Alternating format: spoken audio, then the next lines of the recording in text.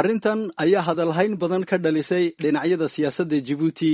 xagga mucaaridka siyaasadda duqii hore magaalada Djibouti ahna gudoomiyaha xisbiga Raad ee aan haysan sharciyada xisbiga Cabdiraxmaan Maxamed Geelle oo loo yaqaan Cabdiraxmaan TX ayaa sidan igu bilaabay hadalka.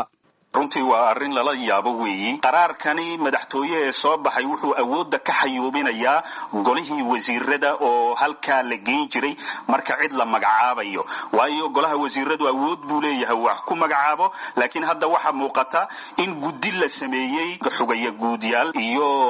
agaasime ayaa la hor keenaya inta golaha wasiirada la geynin iyo ka ama diidi kara ama ogolaan kara taasina waxay wiiqaysaa dawladnimada iyo sharaftii iyo karaamadii ay lahaayeen wasiiradu. gudoomiye markii aad reaction-kaaga bixinaysay bartaada Twitter-ka waxaad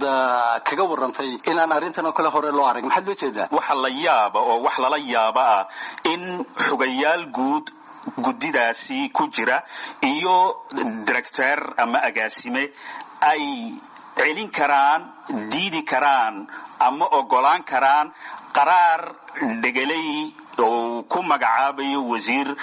agaasime ama xogeeye guud taasina waa wax nasiib darro waa wax aanan horey loo arag waa wax aanan lagu aqoonin dawladnimada dadka qaarkii waxay u arkaan in qaraar wanaagsan tahay oo mas'uuliyiinta intaan lagu degdegin shirka golaha wasiirada in la keeno marka loo magacaabayo in horta la sii shandheeyo xogaa oo loo sameeyo guddi hordhaca sidan oo kale oo iyadu ka sii baaran degto eegta soo kolka dariiqii dawladnimada caadiga lama socdo may awoodda waxa iska lahayd golaha wasiirada ayaa lahaa iyo ka eegi jiray iyo ka falaqay jiray iyo ka ogolaan jiray ama diidi jiray hadda isbaara loo dhigtay qaatic dariiq baa loo samaystay marka shanta qof cidda ay ogol yihiin baa golaha wasiirada la geynaya haddaba wasiirka shaqada iyo dib u habeynta maamulka ee dawladda Djibouti Cusmaan Ibrahim Roble oo ah gudoomiyaha guddigan cusub ayaa ka jawaabay arrimahaasi isagoo marka hore ii sheegay in guddigan ay hawl gashay oo durba ay u fadhiisatay hawlaheega sida aan wala naqaanaba waxa weeyaan qaraarku markuu soo baxo oo saxiixo madaxweynuhu marka yarba wal amal falkiisa iyo maadaatay la bilaabaya marka insha Allah ta'ala waa lagu amal falaya wali kuma daan shaqeyn laakiin waa lagu shaqeynayaa hadii mar soo baxday waa lagu shaqeynayaa kana yantay wax dhaqan gal wax dhaqaaqay wasiirka shakhsigii uu islahay ambaagaasimo guud aan baxoogiyay guud magacaabo horta gudidan ayuu keenaya oo ka baarandaysa waa runtaas waxa horta uu soo gudbinayaa uu soo cabirayaa in uu doonayo isbedel inuu ka sameeyo midalan wasaaraddiisa hay'adaha guud ahaato mas'uuliyiinta waaweyn ahaato doosiyadii oo dhan buu keenayaa uu soo bandhigayaa gudida ba eegaysa marka ay gudida isaga u keenaya gudida la eegaysa marka kadib ayay gudidaasi maartay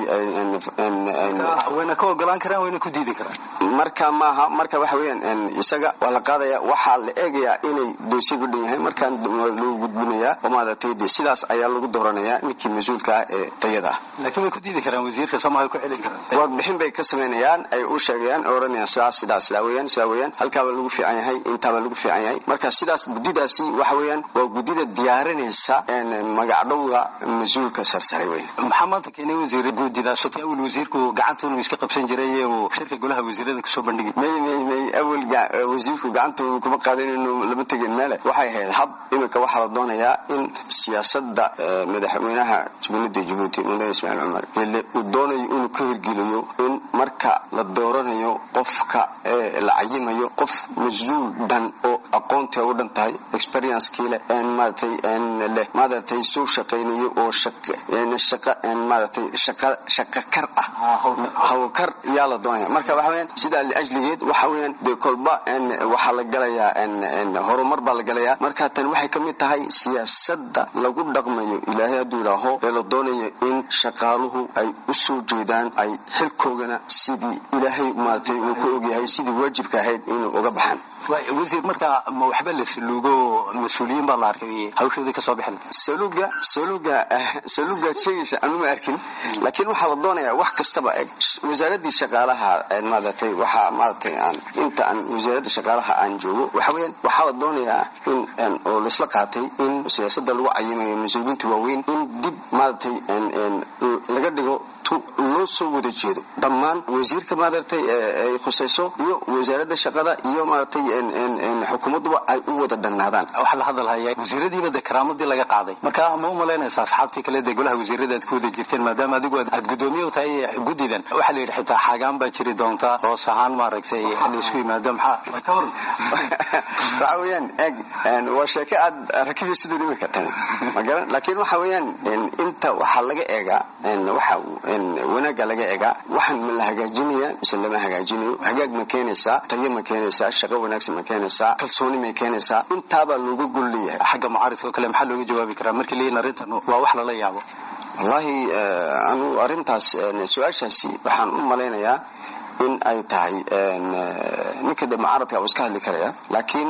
hadalkiisaasi waxa qurux badan in uu markastaba ka fikiro dalkiisa ka fikiro uu ka fikiro hagaaga dalkiisa barwaaqada dalkiisa wanaajinta dalkiisa anu inta umman oran lahaa jawaab Ramadan Muuse